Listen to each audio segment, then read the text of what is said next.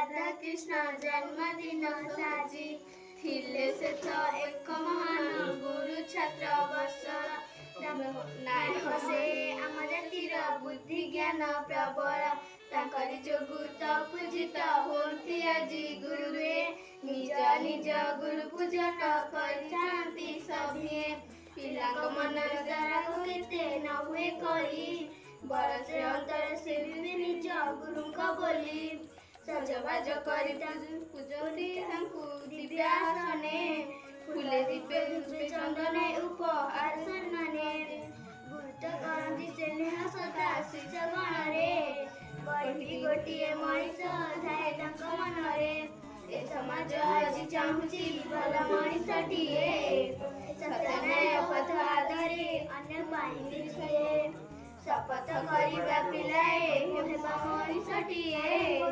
श्रद्धांजलि बोली को गुरु एहर चाहे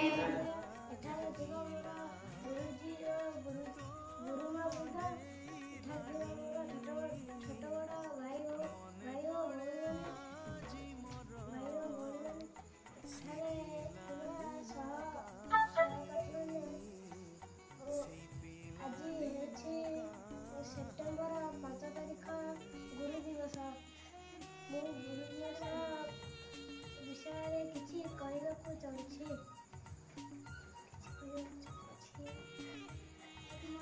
मोर पूज्य गुरुजी गुरुनंद एठारे मोर छोट बड़ भाई भौणी मैंने और मोर सहपाठी मैंने आज सेप्टेम्बर मास 5 तारिख गुरु दिवस मत किसी कहबार सुजोग मिली निजक धन्य मन करुँच सर्वप्रथमे मो गुरुमा और गुरुजन को प्रणाम जनाऊँगी गुरु ब्रह्मा गुरु विष्णु गुरुदेव महेश्वर गुरु साक्षात परब्रह्म तस्मै श्री गुरवे नमः गुरु हेउछन्ति ब्रह्मा गुरु हेउछन्ति विष्णु गुरु हेउछन्ति महेश्वर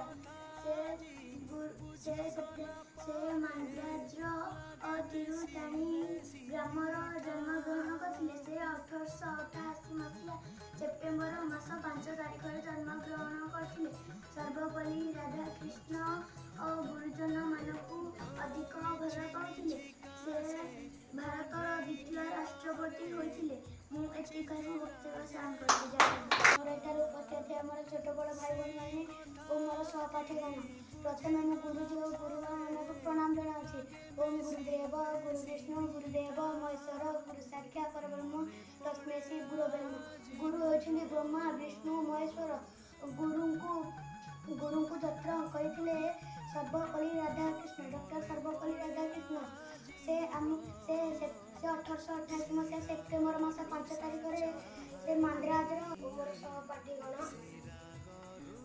आज ହେଉଛି पवित्र गुरु दिवस आज सेप्टेम्बर मास 5 तारिख आज गुरु दिवस मते किसी कहबार सुजोग मिलिथिबारु मु मो निजको धन्य मन करुछि मु सर्वप्रथमे गुरुजी और गुरु माँ को प्रणाम जनाऊँगी गुरु ब्रह्मा गुरु विष्णु गुरुदेव महेश्वर गुरु साक्षात परब्रह्म तस्मै श्री गुरुवे नमः उपस्थित ଥିବା ଆମର ଛୋଟ ବଡ଼ ଭାଇ ଭଉଣୀ ମାନେ ଆଜି ମୁଁ ଡକ୍ଟର ସର୍ବପଲ୍ଲୀ ରାଧାକୃଷ୍ଣଙ୍କ ବିଷୟରେ କିଛି କହିବାର ସୁଯୋଗ ମିଳିଥିବାରୁ ମୁଁ ନିଜକୁ ଧନ୍ୟବାଦ କରୁଅଛି ସର୍ବପ୍ରଥମେ ମୁଁ ମୋର ଗୁରୁଜନ ମାନଙ୍କୁ ପ୍ରଣାମ ଜଣାଉଛି ମୁଁ ତାଙ୍କ ବିଷୟରେ ଗୁରୁମାନଙ୍କ ବିଷୟରେ ଗୋଟିଏ ଗୀତ ଗାଉଛି गुरु ब्रह्मा गुरु विष्णु गुरुदेव महेश्वर गुरु साक्षात परब्रह्म तस्मै श्री गुरवे नमः आज गुरु दिवस आज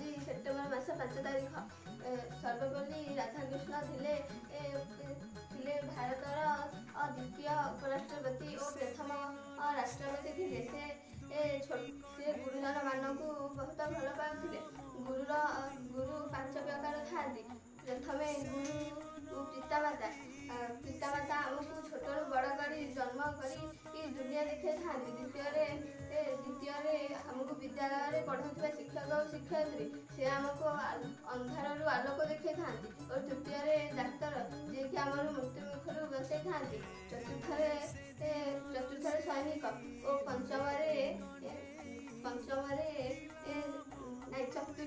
चतुर्थ सैनिक पंचम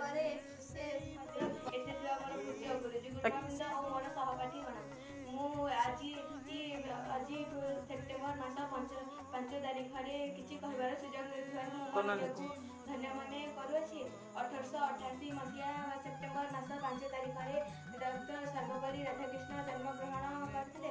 ସେ ମାନ୍ଦ୍ରାଜଠାରେ ଜନ୍ମଗ୍ରହଣ କରିଥିଲେ। ସେ ଗୁରୁମାନଙ୍କୁ ଅଧିକ ଭଲ ପାଉଥିଲେ। ଆମର ଗୁରୁ ହେଉଛନ୍ତି 5 ପ୍ରକାରର। ସେ ପ୍ରଥମେ ହେଉଛନ୍ତି ଆମର ବାପା ମା, ଯିଏ ଆମକୁ ଜନ୍ମ ଦେଇ ଜଗତକୁ ଆଣନ୍ତି। ଦ୍ୱିତୀୟ ହେଉଛନ୍ତି ଶିକ୍ଷକ ଶିକ୍ଷୟିତ୍ରୀ, ଯିଏ ଆମକୁ ପାଠ ପଢ଼ାଇ ବଡ଼ ମଣିଷ କରନ୍ତି। ତୃତୀୟରେ ହେଉଛନ୍ତି ଡାକ୍ତର, ଯିଏ ଆମକୁ ନୂତନ ଜୀବନ ଦିଅନ୍ତି। ଓ ଚତୁର୍ଥରେ ହେଉଛନ୍ତି ସୈନିକ, ଯିଏ ଆମ ଦେଶ ବାହାରେ ରହି ଆମକୁ ସୁରକ୍ଷା ଦିଅନ୍ତି। ପଞ୍ଚମରେ ହେଉଛନ୍ତି କୃଷକ, ଯିଏ ଆମକୁ ଖାଇବାକୁ ଦେଇ ଆମ ଜୀବନ ରଖନ୍ତି। ଗୁରୁମାନଙ୍କୁ ସର୍ବପଲ୍ଲୀ ରାଧାକୃଷ୍ଣ ଅଧିକ ଭଲ ପାଉଥିଲେ। ସେ ତାଙ୍କ ଜନ୍ମ ଦିବସକୁ ଛୋଟ ବଡ଼ ଭାଇ ଓ ଭଉଣୀମାନେ ଏବଂ ମୋର ସହପାଠିନୀ ଓ ସହପାଠୀଗଣ, ଆଜି ହେଉଛି ପବିତ୍ର ଗୁରୁ ଦିବସ, ସେପ୍ଟେମ୍ବର ମାସ 5 ତାରିଖ। ଏହି ଦିନଟିକୁ ସବୁ ଛାତ୍ରଛାତ୍ରୀମାନେ ଗୁରୁ ଦିବସ ରୂପେ ଗୁରୁଙ୍କୁ ପୂଜା କରନ୍ତି। ଏହି ଗୁରୁ ଦିବସ ଅବସରରେ ମୁଁ ଏକ କବିତାକୁ ଗାନ କରିବାକୁ ଚାହୁଁଛି। ଗୁରୁ ବ୍ରହ୍ମା ଗୁରୁ ବିଷ୍ଣୁ ଗୁରୁଦେବ ମହେଶ୍ୱର ଗୁରୁ ସାକ୍ଷାତ୍ ପରମ ବ୍ରହ୍ମ ତସ୍ମୈ ଶ୍ରୀ ଗୁରବେ ନମଃ। ଏହି ଗୀତଟିକୁ ନେଇ ଗୁରୁମାନଙ୍କୁ ବୁଝାଉଛି ଯେ ଗୁରୁ ହେଉଛନ୍ତି ବ୍ରହ୍ମା ବିଷ୍ଣୁ ମହେଶ୍ୱର ଏବଂ ଗୁରୁ ହେଉଛନ୍ତି ହର୍ତ୍ତା କର୍ତ୍ତା ଦୈବ ଏବଂ ଗୁରୁ ଆମକୁ ଅନ୍ଧାରରୁ ଆଲୋକକୁ ଆଣିଥାନ୍ତି। ଆମର ଗୁରୁ 5 ପ୍ରକାର ଥାନ୍ତି।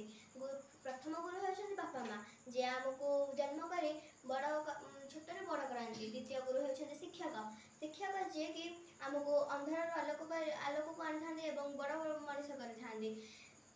ଏବଂ ତୃତୀୟ ଗୁରୁ ହେଉଛନ୍ତି